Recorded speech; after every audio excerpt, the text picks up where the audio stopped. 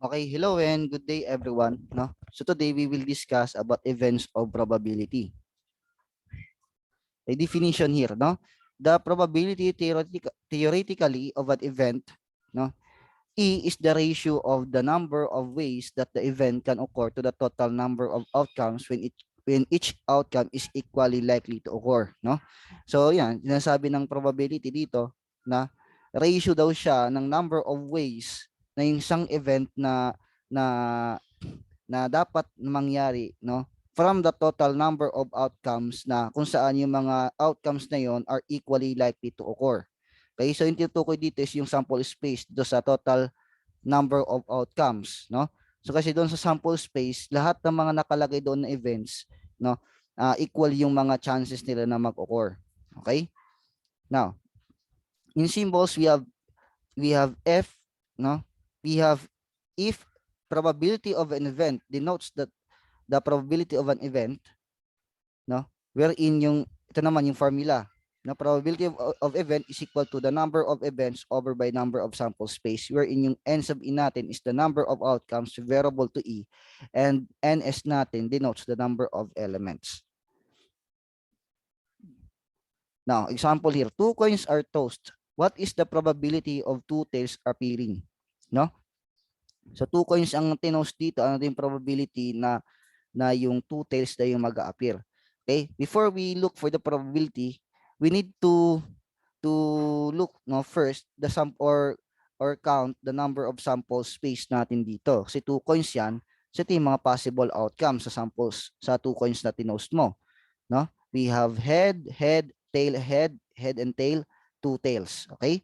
So ito yung mga possible outcomes. So itong mga outcomes na to, no, each of these have an equal chance to occur in a given in a particular event, no? Pero so dito sa question natin dito, sinasabi what is the probability of two tails appearing? So meron na tayong baga target na event dito. Okay? Now, okay, sample space natin is 4. Then for the number of events, we have from the sample space na lalabas yung two tails, ito lang. So we have 1. Okay, we only have 1 here. Now, for the probability, no, substitute your number of events to 1 and then yung number of sample space natin to 4. So 1/4 or in a percent, no, we have 25% no of the probability na lalabas yung two tails if you tossed the two coins. Okay, 25% yung probability or chances niya na lalabas yung two tails. Okay? Next, find the probability of getting a number less than 5 in rolling a die. So, isang die lang ang pinag-uusapan dito, no? Ano daw yung probability na lalabas na yung lalabas doon is less than 5, no? Again, we look first for the sample space. Ano yung mga sample space natin dito? Yung mga possible outcomes if you roll a die. We have 1, 2, 3, 4, 5, and 6. So we have 6 possible outcomes from sample space.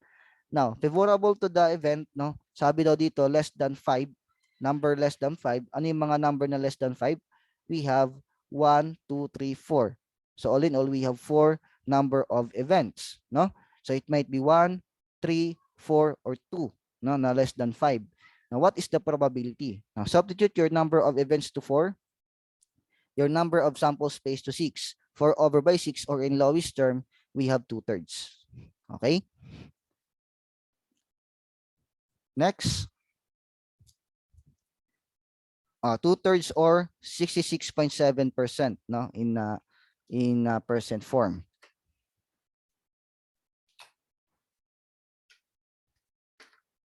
Next, another example. Find the probability of getting at least 2 heads in tossing a coin, no? 3 times. Okay. So isang coin lang dito pero 3 times natin siyang tinost. Okay? So ano yung sample space natin dito? It is similar lang, no? Wala namang pinagkaiba dito sa part na to, class, ha. Okay? Wala silang pinagkaiba sa pag-toast ng isang coin 3 times at saka sa pag-toast ng 3 coins at the same time, no? Walang difference 'yan, no? So baka ma-confuse kayo pagdating ng quiz o kaya ng exercise, may nakalagay doon na what is the probability of getting at least 2 heads in tossing 3 coins, no? At saka yung tossing a coin 3 times, no? Walang pinagkaiba yan doon. Now, ito yung sample space natin. Okay?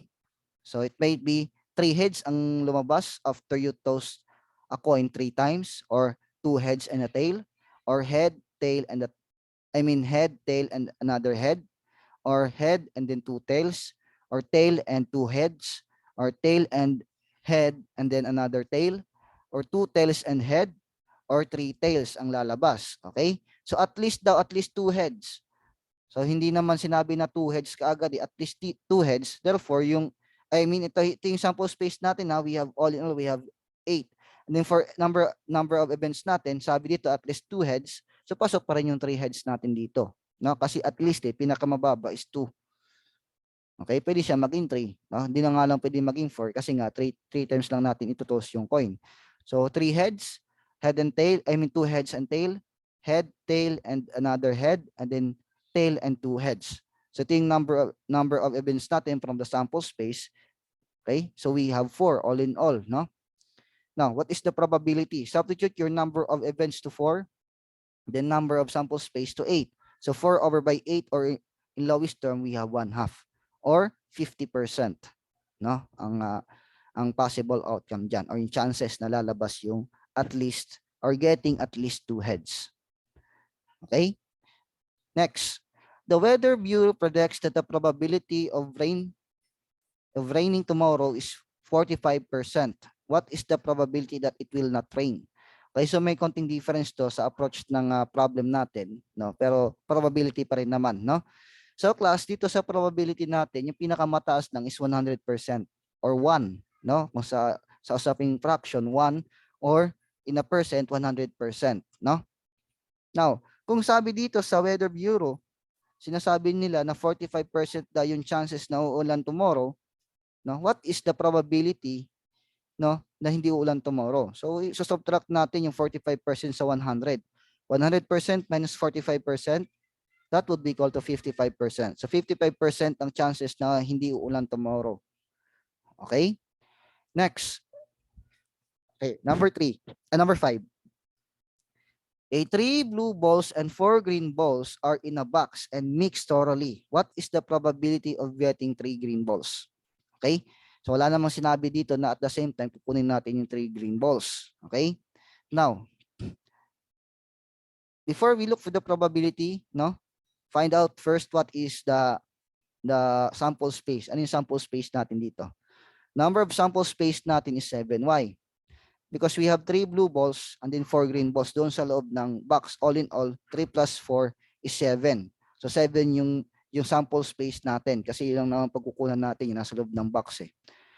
And then the number of event natin, since we are looking for 3 green balls, no?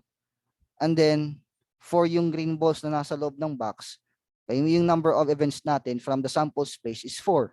Kasi yung number of events dapat nanggagaling sa sample space eh. Then yung green doon, 4. So 4 yung number of event natin. Now, for the probability, no, we have number of green balls is 4, the number of sample space is 7. So all in all, we have 4 over by 7 as the probability. Okay? Next. Okay. Connected siya doon sa example number 5, no? Okay, this one. Again, 3 blue balls and the 4 green balls are in a box and mixed thoroughly. If 2 balls are taken together, what is the probability of getting 2 green balls? Okay? Ano din yung probability na makukuha natin yung 2 green balls if you take 2 balls at the same time? Okay? So kung pinagsama natin yung 2 event, no, at the same time, we need to use the combination here. No, for the number of sample space, may combination of 7 and 2 yan. Okay? Substitute your n to 7, then your r to 2.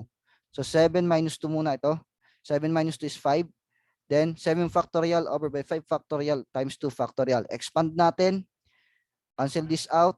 Then we have 7 times 6 is 42. 2 times 1 is 2. 42 divided by 2, that would be equal to 21. So the number of sample space natin is 21. Okay? Next. Hindi lang yung sample space ang gagamitan natin ng combination, pati na rin yung number of events. Ilan yung green balls natin dyan? We have 4. And then we are taking 2 balls at the same time. So 4 and 2 yung combination natin. Substitute your n to 4, then your r to 2. 4 minus 2, we have 2. Then expand natin, no? 4 times 3 times 2 factorial over by 2 factorial times 2 factorial. Cancel out natin yung isang 2 factorial. Ang natira, 4 times 3, we have 12 divided by 2 factorial is 2. So 4 times 3 is 12 divided by 2, we have 6. So yung number of events natin dito is 6. Okay? Now, what is the probability? Okay? Substitute. Your number of events here is 6. Then yung number of sample space natin is 21. So 6 over by 21, or in lowest term, we have 2 over by 7. No? Okay? Next, number 7. A school has a pool of 12 good runners, of which 4 are girls and 8 are boys. If 2 runners are chosen at random to represent the school, what is the probability of the event that both runners chosen are girls? Okay? So dito, we need also to use the combination, kasi nga we are choosing two runners here at the same time with a random method. Okay? So sa 12 good runners na daw na yon, we need to choose two runners, and then out of 12 na yon, we have 4 girls and 8 boys. So first thing to do, look for the number of sample space. So sabi ko, gagamit tayo ng combination, compute natin, no? So your n here is 12, your r is 2. So 12 minus 2, that is 10, no? And then expand natin, 12 factorial, no? Over by 10 factorial times 2 factorial. Cancel out natin 10 factorial. 12 times 11, that is 132, over by 2 times 1 is 2. 132 divided by 2 is equal to 66. So yung number of sample space natin is 66. Okay? Then, next naman, no, ay yung two girls, no? So, diyan sa 12 na yan, meron tayong 4 girls, no? And then we are picking 2 runners, no, at the same time, no? So we have combination of 4 and 2. Substitute your n to 4, your r to 2. 4 minus 2 is 2. Then expand natin. Cancel out. 4 times 3 is 12. 2 times 1 is 2. 12 divided by 2 is 6. So 6 yung number of events natin. Then, punta naman tayo sa probability. No? Substitute your number of events to 6. Then yung number of sample space to 66. Okay? 6 over by 66. Or in lowest term, we have 1 over by 11. Okay? Next, give the probability of the given events. If you roll a die, what is the probability that an event number will turn up? I mean, even number will turn up. Okay? So again, yung sample space natin dito ilan? Kasi isang die lang naman yan. Kung dalawa, 36. No? Eh, isang die lang naman, so 6 lang. Okay? And then yung even number dyan sa sample space natin, we have 3. Because we have 2, 4, and 6 are even numbers. So we have 3 yung number of events. Get the probability, substitute your number of events to 3, and then yung number of sample space to 6. 3 over by 6, or in lowest term, we have 1/2. No? Or 50% yung probability. Number 2, if you toss 2 coins, what is the probability that you can get a head and a tail? Okay? So ano yung sample space natin dito? Nag-toss tayo ng 2 coins. Ito yung magiging sample space natin. 2 heads, head and tail and head, then 2 tails. So all in all, we have 4 sa sample space. So dito sa sample space na to, no, ilan yung may head and tail? 1, 2. So we have 2. What is the probability? Substitute your number of events to 2, and then yung number of sample space to 4. 2 over by 4, or 1/2. No? Or in percent, we have 50% of chances na lalabas yung head and the tail. Okay? Next, number 3. In a regular deck of cards, what is the probability that you can draw an ace? Okay? So again, kapag pinag-uusapan yung regular deck of cards, automatic 52 yung sample space natin dyan. And then, yung number of events natin na sinasabi that you can draw an ace. So ilan ba yung ace doon sa 52 cards? We have ace of spade, diamond, heart, and then flower. So all in all, we have 4, no? So number of events, we have 4. The number of sample space is 52. So 4 over by 52, or in lowest term, we have 1 over by 13. Okay? Next, number 4. Inside the box, there is 3 blue balls and 4 red balls. What is the probability that you draw a blue ball? Okay? Now, magdodraw daw tayo ng blue ball. Sample space, wala tayong combination dito kasi wala namang pangyayari, no, na 2 events that will occur at the same time. Okay? So yung sample space natin dito is 7. 3 blue and then 4 red.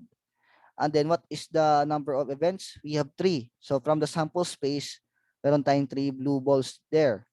So magiging 3 yung number of events natin. Now, for the probability, substitute your number of event to 3 and then yung number of sample space to 7. So you have 3 over by 7. Wala nang lowest term. Okay? Bakit wala na? Kasi wala nang common factor yung 3 and 7. Next, in counting numbers 1 to 9, what is the probability that you can pick an odd number? Okay, from 1 to 9, no? Okay, ano daw yung probability na you can pick an odd number? Again, look for the sample space. The sample space is 9 because from 1 to 9, we have 9. And then, from sample space, ilan yung odd number dyan? We have 5 because we have 1, 3, 5, 7, and 9. So we have 5 here for the number of events. Now, substitute your number of events to 5 and then yung number of sample space to 9. May lowest term ba? Wala na. Okay? Number 6. A school has a pool of 12 good runners, no? Of which 4 are girls and 8 are boys. If 2 runners are chosen at random to represent the school, what is the probability that the event that both runners chosen are boys? So kanina dun sa example, girls, dito naman boys. Again, wait a minute. Nabaliktad. Okay, anyway, pwede din naman. Okay, unahin na lang natin muna yung yung number of events, no? So we have from 12, no? Out of 12 good runners, we have 8 boys. So we have 8, the combination of 8 and then 2 kasi 2 na runners ang kailangan. So compute for the number of events by using combination. Your n is 8, your r is 2. Now 8 minus 2 here is 6. So 8 factorial over by 6 factorial times 2 factorial. Expand natin. Cancel out natin yung 6 factorial. 8 times 7, we have 56 divided by 2 is 28. No? So 28 yung number of events natin. What about for the sample space? Okay? Sample space, we have the combination of 12 and 2. No? Substitute your n to 12, then your r to 2. 12 minus 2, we have 10. No? And then expand natin, 12 factorial over by 10 factorial times 2 factorial. Cancel out to. 12 times 11 is equal to 132 divided by 2 is 66. Kasi na-compute na rin kanina to eh. Now, look for the probability. Now, substitute your number of events to 28. Your number of sample space to hindi to n. I mean, hindi to p. This is n.